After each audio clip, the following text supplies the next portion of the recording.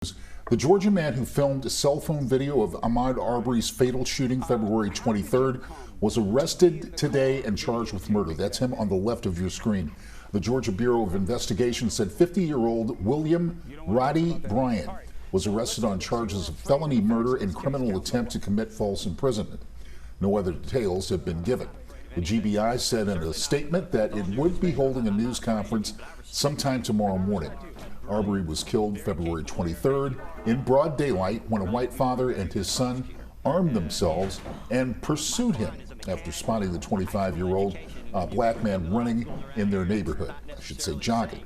More than 2 months passed before authorities arrested Gregory McMichael and his son Travis McMichael on charges of felony murder and aggravated assault. Yeah, this is a story that has been gripping social media. Of course, as we know, that it was the video that went viral that was shocked the nation, shocked people around the world as we saw this horrible murder on video. And so as a result of that video, we saw arrests, and now today we have this breaking news, another arrest in this case. Yeah, and the strangest thing about the whole deal when that video came out on that Thursday was wondering, who is this person shooting this video and why are they not saying, oh my gosh, or anything, not a word. Yes. All you heard were the shots. So many questions.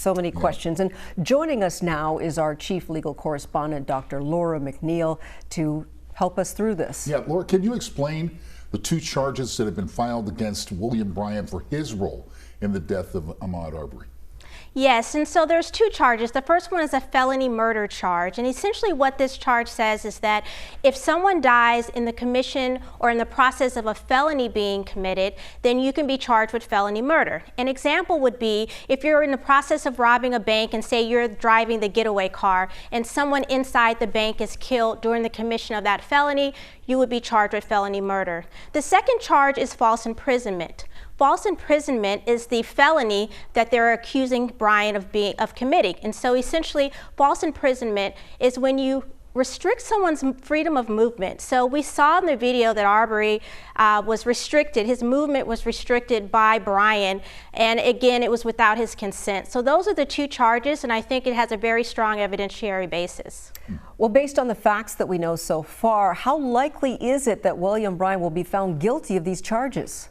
I'm always afraid to make a prediction because we've seen so many times, especially with the killing of African-American males, that justice is not served. But in this instance, the video is very compelling for the false imprisonment as well as the felony murder. Again, we also have a statement made in the police report by Bryant in which he stated that he tried to restrict Arbery's movement. So that statement alone is very strong evidence for false imprisonment. And again, during the commission of that false imprisonment felony, we saw the murder happen. And so I think this is one of the times, at least I want to be optimistic, that the justice system will do the right thing.